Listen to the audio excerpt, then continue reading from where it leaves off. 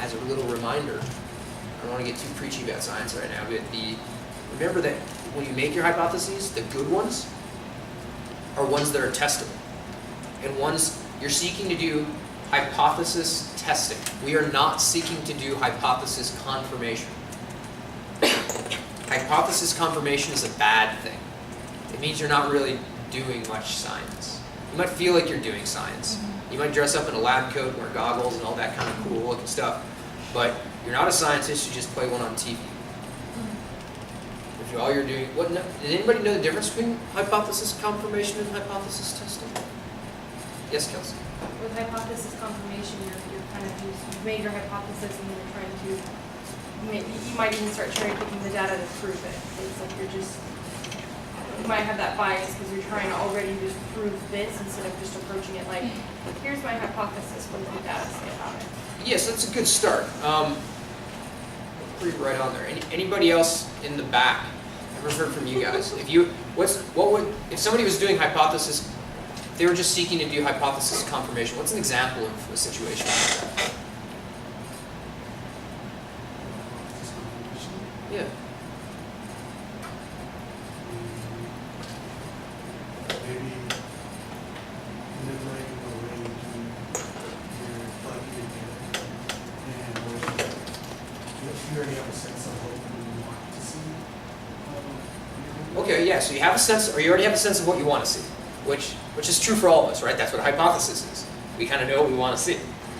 Well, what exactly? So we have a sense of what we want to see, and where's the actual, if you're engaging in just hypothesis confirmation, what does that mean of your actions and behaviors as a scientist? Yes? You might sway the set of your experiment in such a way that you will end up proving your hypothesis. Like if you, I don't know, testing how many fingers someone has, you would only use people with 5 fingers, Yeah, okay, so that's one thing you would... Yeah, so you kind of concocting your experiment in a way that's only going to show what you want to see. And we'll give the benefit of the doubt, assuming that that's not done in a nefarious way. Versus assuming that's just done unconsciously, right? Not that they're actually trying to rig the game. But it could be either way, right? Yes, Ryan? Are you talking about confirmation bias?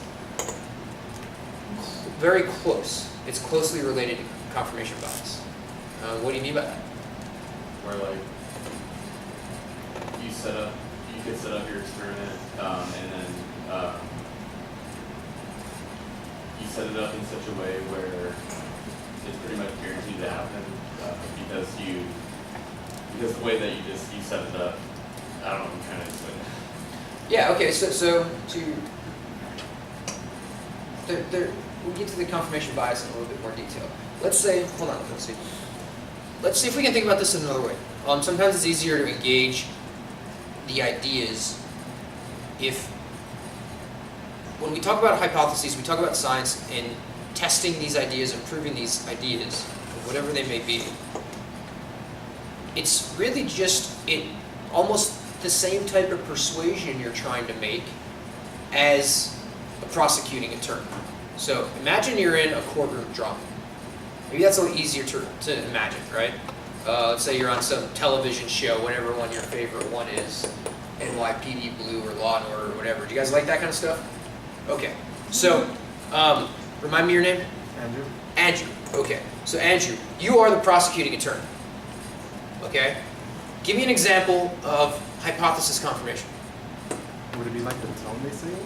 Like a what? The tone they say it? Like how they say it? Okay, so the tone, okay. So let's say you're trying to prove your job as the prosecutor. You get a paycheck, right? From the city of New York or what have LA, I guess. You're out in the West Coast, right? Your job is to prove that this person that the police arrested for robbing the bank, this bank robber, did it, right? All the police's job, all their job is to write a ticket or arrest him.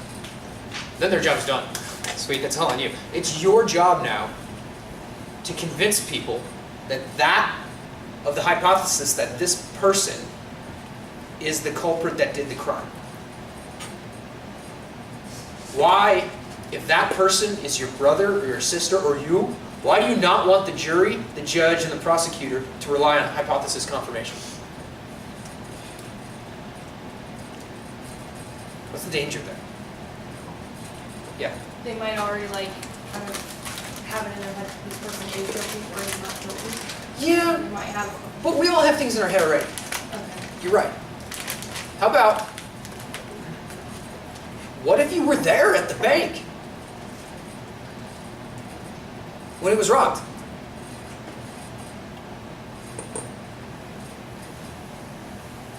What if that was the case?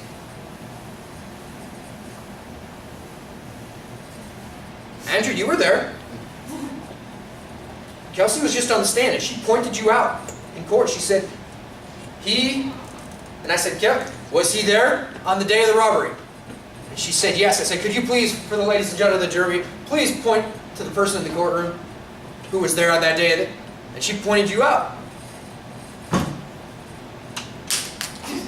Bam, mic drop, right? There it is. What more do you want, ladies and gentlemen of the jury? Why is that dangerous, stupid, and absurd? Somebody besides Kelsey, you're rocking it today.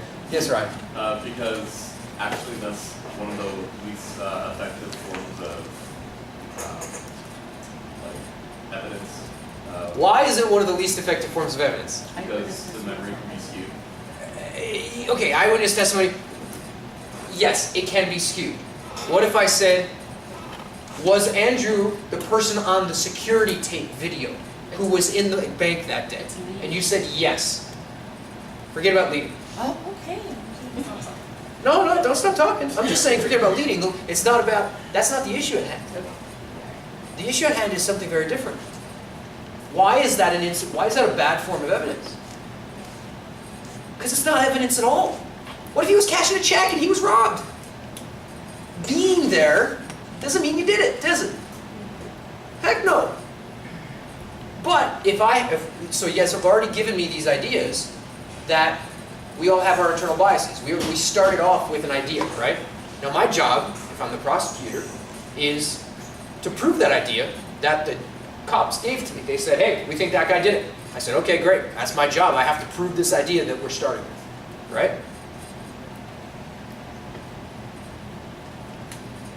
The problem is that I need good evidence to prove it for real, right? If all we did was hypothesis confirmation and just tried to confirm our hypothesis, that's not really showing much. In order to prove that something, be it scientifically or legally or whatever, it's the same exact principles at hand. We need to test our hypothesis, not confirm it. You guys see the big difference between, there's a huge schism there, huge void between those two sides of the world, between testing a hypothesis and confirming it. Because if all you're trying to do is just confirm, well, he was there and he had a bandana on his head, and not only that, he had a mask on his face. Well, maybe it was the coldest day of the year. In LA, that must have been 64 degrees. But maybe some people got chilly and put a face mask on. Okay? Happens all the time in Minnesota. That doesn't mean you robbed the bank that day. Right? We're confirmed. All those things are confirming that our hypothesis is true. Yeah, that must be the guy. There was an episode of Blackish that was actually kind of good at that too. He was on a jury, and they were like, well, why did he have so much cash on him if he didn't rob him? He's like, well, I have a bunch of cash on me, so I probably have more than he does because I don't trust banks. Maybe he's rich. Maybe he's rich. Maybe he's a rich mofo. Right? Is having a lot of money in your pocket a crime? No. You should get bonus points for that. Like, that should be awesome. You should be like, yeah, dude, you go. Right? So the point is that what we want to do is test hypotheses. Because then we can say, okay, we can test it. Do you have any evidence to test that he wasn't there? Or that he wasn't a person? Yeah, well, it turns out, if we look at the video camera, we can see evidence that he didn't do the crime. We can also see evidence that somebody else was the one doing the crime. Okay? Not by crime, but by person. We're actually referring to our effects and our conditions of interest. You know what I'm saying? We want to test that idea and see what else could account for it instead. That's what hypothesis confirmation is not doing. And that's what we really want to avoid. Yes, Ron? This is actually making sense because you tested null hypothesis, right? Yep, innocent until proven guilty. That is the null hypothesis, right? In order to accept the alternative hypothesis, right? How much probability of evidence is required of you to publish your findings? No, it's a quantifiable number. 95%. Why? Because p less than 0.05 is our benchmark of being significant, which means that 95% of the time we can be confident that our effects are reliably different, or that our conditions are reliably different. So in a courtroom, we call that the preponderance of the evidence, or beyond a reasonable doubt, because the null hypothesis is that otherwise, if the glove doesn't fit, you must acquit. Right? I can tell who is old enough to be around in the 90s right now. It actually happened the weekend I was born. Oh my gosh, really? Yeah. So does anybody not know that little line about if the glove doesn't fit, you must acquit? Doesn't fit, you must acquit? Does anybody not know what I'm talking about? Well, the chase happened the weekend I was born. You don't know. Not the trial. Okay, that's because you might not even been in America then. Okay, so does anybody not know besides Loveth about if the glove doesn't fit, you must acquit? George, you laughed the best off of that. Can you You sound pretty good, just kidding. can you enlighten us about what it is we're referring to? No, it refers to the OJ trial. OJ trial. That was their slogan, right? Whose slogan? The people that, It's Johnny Cochran. yeah, People were trying to the defense. Defense of OJ, right? The issue was there was evidence of a glove left at the scene of the crime by the culprit, whoever had killed Nicole and Ron Goldman. Some of you guys remember this? It's actually is pretty old. Now that I think about I it. was gonna say, I don't remember it, but I've read about it. But it was a very famous thing. It was like a meme, as you would call it those days. No, seriously, it was, these days we call things meme. That was the meme because it was so famous. What they did is they have, you're allowed to take the Fifth Amendment, right? And plead the Fifth and not speak in your defense. OJ didn't. He took the stand. And they said, well, we have this evidence. And it's this bloody glove left at the scene. And so, in front of everybody, it's televised too, because it's LA and we televise things, right?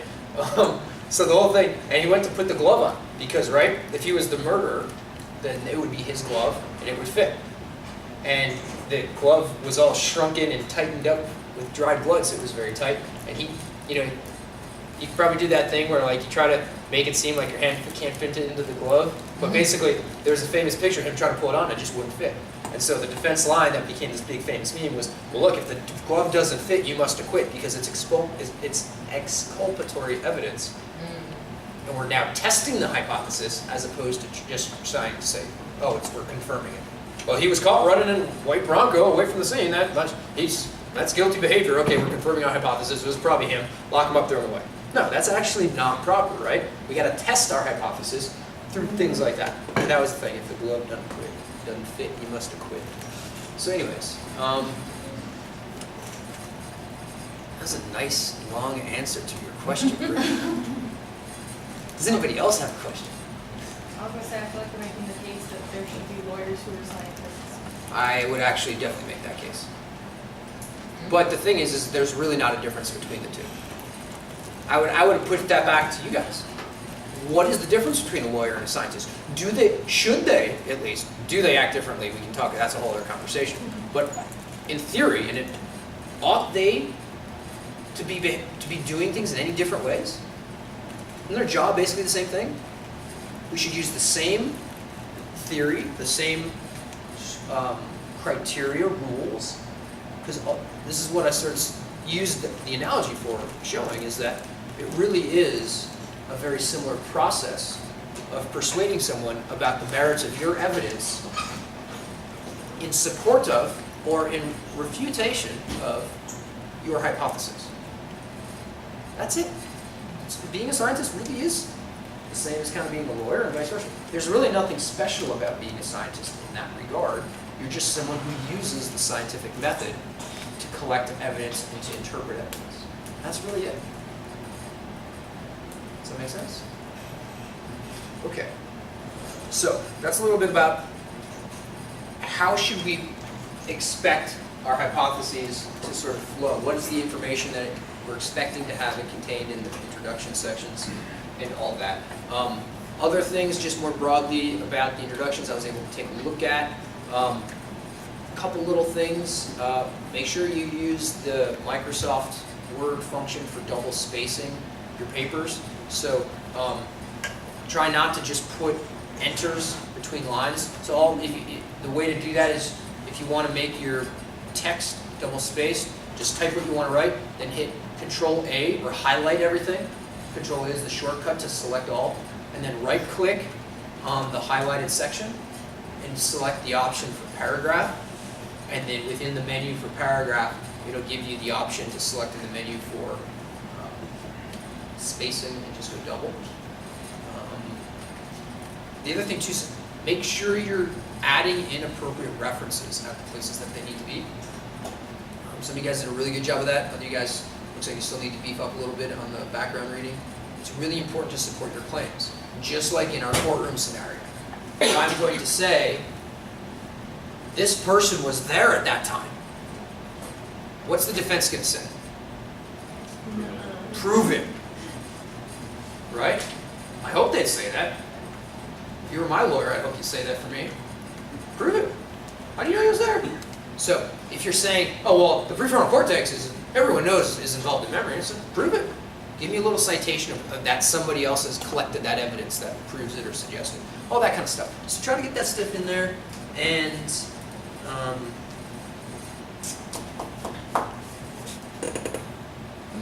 yeah. Other questions about that stuff? Okay, try to get those method sections done. Since we're talking about this, actually, let's just finish up. We'll take a break in just a few minutes.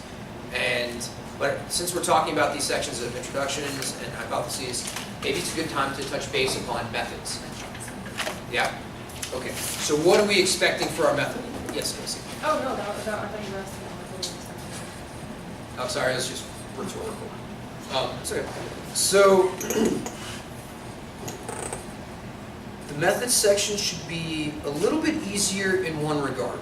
It's less abstract. Okay? It's less sort of requiring you to like create something out of thin air, of synthesizing things that you read into an original formula of some information. Okay? In contrast, it can be a little bit more formulaic, which people tend to like as being a little bit easier to write. On the other hand, it's going to be a little bit more technical. Okay? So very simply, you want to basically tell people what is it that we did. All right? So we are going to do a couple things in our methods. Let's say here. Okay. Oh, I should say, in regards to both the intro and the methods, you can use my papers as examples. Because it's basically the same study, same material, same kind of stuff. But, and you feel free to cite it if you want, but please start including, so for your introductions, you should have at least a very minimum of 5, somewhere between 5 and 10 references. Okay? And just as a heads up, I was going to have a test, or a quiz today, and the questions on the quiz were going to be, just the entire quiz, you're going to get a point for describing what you can remember about every paper you've read so far for your intro, that you cited in your introduction. Be glad I didn't have that quiz. Yeah, but I wanted to share that with you so you know like where we're going, what you should be able to do. You should be able to have a coffee shop conversation and tell me a little bit in a couple sentences, what did this paper find? Oh, what else did I read both this weekend? Oh, I read the paper by, Tim Kern in 2004. Oh, cool. What did it find? Well, it was looking at ERPs, of confidence ratings, and blah, blah, blah. Little summary. Stuff should start to be getting a little bit solidified in your minds. The more you read them, you should be able to remember them and recall them off the top. So have those other citations, basically. Don't I mean, you can cite my stuff if you want, but please don't otherwise. And read some other stuff. Okay, you can use mine as a guide and then cite other people's things. So we want to know who are our subjects,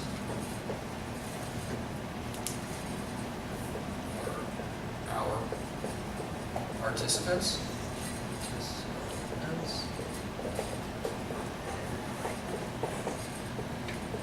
How did we find them? Okay, that is, how do we recruit them? Okay. Who are our participants included with that, right? We have age, gender, education,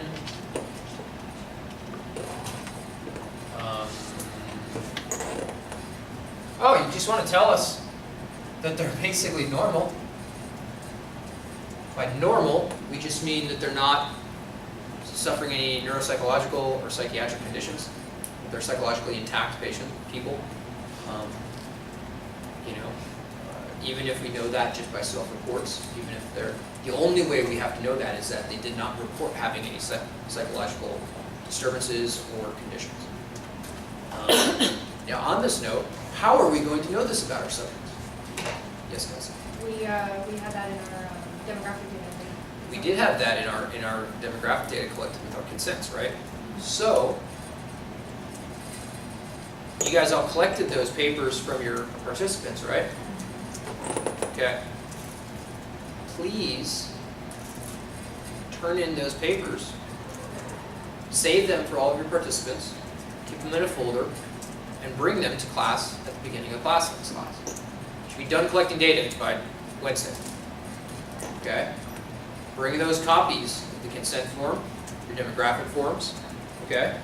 And what we can do is we will create an Excel sheet for every subject number that has those criteria. And you guys can self-log in, turn in those papers, I'll keep the copies for our records, and then you can log them in for your subject numbers, and then everyone will have access to that. Okay? That's how we will know that. Okay, so please keep copies of those papers. I know you've done a great job of that, so thank you. Keep up the good work. And bring them to class. Yes? Since it's due Wednesday, do you want to leave that part out now? In the method section? For now, no. It's a good question. For your final versions, it will be more officialized and it'll be accurate. For this purpose, you can either just say it or you can make it up. Fill in the blank for now, just practice working with it. This is a draft, so not be super hardcore about it. We'll fill it in and we can update it. So these are basic elements. Who were they? Where did we find them? Okay, what else do we want to include in our methods? What else do you need to know when you read somebody else's paper? Yes, Love? Sorry, just really quick. Are we having a control? Is that part of the experimental manipulation or control? Or Sorry? our control group? Or are we having that? In which capacity? As far as just in general, like when we're, like for the methods and stuff, are we gonna mention that? Well, you can, yeah. I mean, and we'll build that into later versions because we haven't gotten to really the group issue of hippocampal group versus controls. Okay. It's a good question, very good question. And you can write about it now if you know that that's what you want to explore later. This is definitely a spot that you would explain the differences between your groups. You'd explain this information about your participants for each group. So you'd describe these features for your patients who might have hippocampal damage, and then you'd also explain this information for the people that comprised your control group. That way your readers and other critical scientists and people can understand how your groups were different and how they were the same. Make sense? Really good question. Okay. So we also want to know procedures, right? We want to know our methods and procedures. Okay? Our procedures for collecting data. Right? So basically, what was our experimental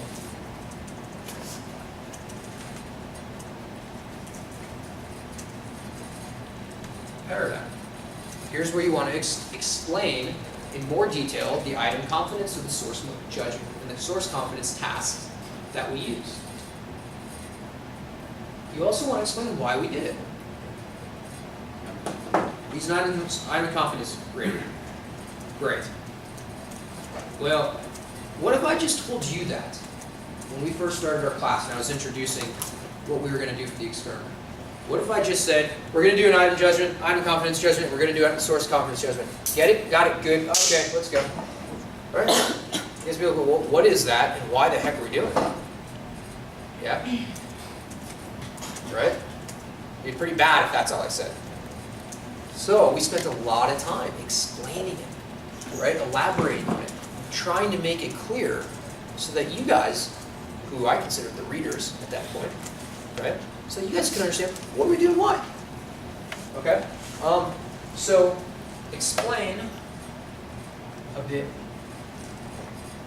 of why or your motivation for doing. Okay? The motivation for the different features or aspects. Okay? Okay. So let's see here. We also have our procedure not just for collecting the data. Okay?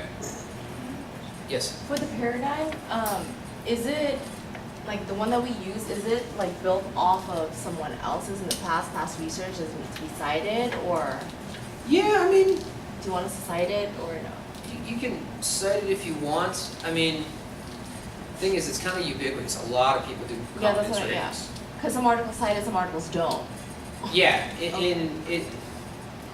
it's kind of like the branding thing, like, you know, like Kleenex or Xerox, right? Like it's such a ubiquitous term now. If somebody says, "Would you like a Coke?" sometimes it doesn't mean Coca-Cola; it just means a soda, right? So because so many people do it. So many people do item confidence judgments or source confidence judgments now.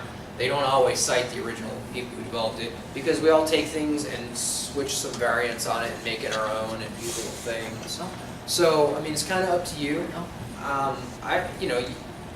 People like to cite the Yanalina's papers because they do a lot of item confidence judgments, but there's lots of other papers and stuff like that. Just do what you feel makes a compelling persuasion to your reader. You know, is there a hand up? I thought I saw. No? Yes. Is this where we bring up our stimuli? Yeah, you want to describe your stimuli, so that's part of your paradigm, right? Oh, okay. It includes what is your stimuli? What is, what were the subject response options? All those features. So another way of saying this is kind of like your recipe for your cookbook. Okay? So that somebody else can come back later, read what you did, and try to make the same meal. Right? That should be kind of your cookbook or your recipe, so that somebody else could replicate what you did. Okay? And if the way that you describe it doesn't make it so that somebody else can do the exact same thing over again, you're probably not describing it well. Okay, so we want to include this. So you could even draw a figure of the paradigm if you want. Okay? That could be figure 1. You could draw it if you want. You could also, for the purposes of this class, you could just copy it from my paper if you wanted. You can screenshot it. I was gonna say I can try to see my copy of an example, but it wouldn't.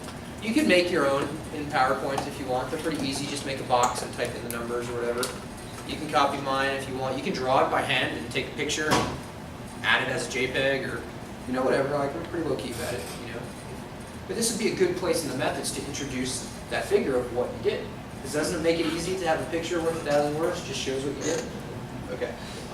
See figure one. Yep. Figure one. Exactly. Okay. Let's see here. What else do we want to do? We want to talk about our procedure not just for collecting the data, but we're also going to have our procedure for analyzing.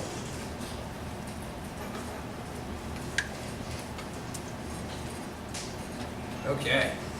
We also want to describe in your methods section, how did you analyze the data? Okay. So, let's see. What are some ideas for what you guys think might be helpful to include on this? Okay, so we'll describe some of the steps we took in MATLAB, that we use MATLAB for one, right? And I did a demonstration a few weeks ago about some of the behavioral steps that we're going to take, or the steps that we'll take to analyze the behavioral data. We can't do all that right now because we're waiting for everyone to add their data to the group's files. But you can, for now, you don't have to write too much about that for the draft. You can allude to it if you want, and write about that. Basically, it's not very hard to write methods of behavioral data. You just say, you know, behavioral data was categorized based on subject performance, and based on subject performance and reaction time. That's really it. Okay. But use this opportunity. Get it in by the beginning of class on Wednesday for your draft, the methods, to practice writing about what are the steps and what are the things we do to analyze EEG biological data. So we did a lot of those steps last class. Okay, but here's the thing. Not only do you want to write basically what you did,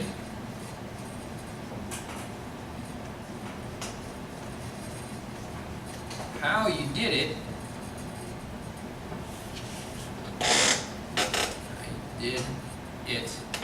I'll just write that again. That's not very clear. How you did it. So what you did, right? Those are your steps. How you did it, as you said earlier, Luck, you might tell your reader. We used MATLAB software from MathWorks Incorporated, and process the data using EEG lab plugins and ERP lab plugin software for MATLAB. So examples of that are all in my papers. You can just read those and adapt what was written there. And don't forget, there are citations to use for that. Somebody wrote EEG lab. It was Scott McKeague at University of California, San Diego. You should give him the credit he deserves. It's a genius work. It was awesome. We're using it for free, so give him credit. Cite that paper. You can find that paper in my paper, so it's really easy to pick up. Okay. Likewise, somebody wrote ERP Lab, and they wrote that for free too. It was Javier Lopez Calderon with Steve Luck. There's a paper that can be cited for that too. You should give them proper credit. That is you doing proper scholarship work. Okay? So, what did you do? How did you do it is the tools that you use to do it. Okay? And the last part here is kind of an important one too. Why did you do it? So, for each step, okay? When you do a high-pass filter, we high-pass filter the data at 0.1 hertz. Great. Whoop-de-frickin-do, right? Tell your people why you did a high-pass filter. Tell your readers why you downsample. You don't have to say why you downsample. That's usually is obvious. You're just shortening the file size. But you do want to say why you did a high-pass filter. You do want to say, basically, just describe what's happening when you create an events list. describe what's happening when you're epicing the data. You know, it doesn't have, you don't have to write, you know, a dissertation about each of those things. Just a statement, right? It can be real simple, just a sentence. But you want to show the reader that you kind of know what you're doing. You know why you did things. And then basically you want to tell the reader that you weren't just stumbling around trying to figure out where should I go and what should I do with this data. Oh, I found an effect. Cool. No, that means you got really lucky. Why did you end up here? No, you want to tell them, I knew where I was going and why I was going there. Very simple. Make sense? Am I missing anything in a method section? Yes? Talk about like materials used. Okay, yeah, you can talk about the materials used. Again, sort of your stimuli, your paradigm, the response options that were within the paradigm. You know, if there are other stimuli or if there are other materials that you did use, you could definitely talk about those. Yes? I wanted to mention the packet we moved. A packet of what? To read, like the information packet on that. You mean the consent form and stuff? Yeah, so you would do that in terms of the procedure for collecting the data. So subject gave informed consent. You know, and approved by CSU, SB, IRB. Yeah, you want to say that. And so again, a lot of those detailed aspects of the procedure for collecting the data, you can see examples for that in some of my papers that I wrote, because it's very, very similar. So you can use those as templates to follow. Okay? They'll give you the citations to use for some of the EEG equipment and software. They will give you a good guide to use for that. Okay? And let's see here.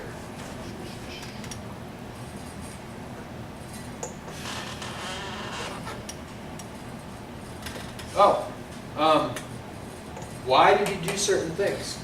If you're interested, or if you need to get more information about why do we do an events list? What's happening there? What's happening when we apply bin operations to an ERP file? Why do we create an ERP file after an EEG file? Okay, first of all, you can go back and visit the lectures that I've posted on YouTube if you need to do that. You can go back and visit your notes that presumably have logged that information down. You can also go for free to the ERP Lab manual that I think is also, if you search function in our Drive folder, I think I included a copy of the ERP Lab manual. You can get it for free online. Just go to erpinfo.org and they have documentation. It explains that process too. So there's a lot of really good free resources. And the other thing to mention too, whether it's about hypothesis, writing in the introduction, or writing in a method section, is that the same thing I've been kind of saying since the beginning of classes. I have this sort of like implicit expectation that you guys are following the syllabus assignments of readings, and the APA manual walks you exactly through how to write a method section, how to write what's involved with a hypothesis in an introduction section, and all that kind of good jazz. So a great resource to use to do a good job, because I'm just expecting that you already read it. And that if something didn't make sense, you have questions, that after you read it, you bring it to class and ask some questions like Brittany did. Hey, what's up with the hypotheses? Can you clarify your expectations of what you're looking for and how we can do that well? You know, that's exactly the template and model that I hope to, interact and help guide us all with. So there's a lot of good resources there. Okay. How do you guys feel about that? This feels reasonable? Yeah? Okay. Why don't we take a little bit of a break? We'll come back and talk about some data and other stuff. Sound good? Okay. I'll take a picture of these sections on the board and I'll load them up to the class folder as well, so that we have them as a record, okay? All right. Let's come back in a couple minutes.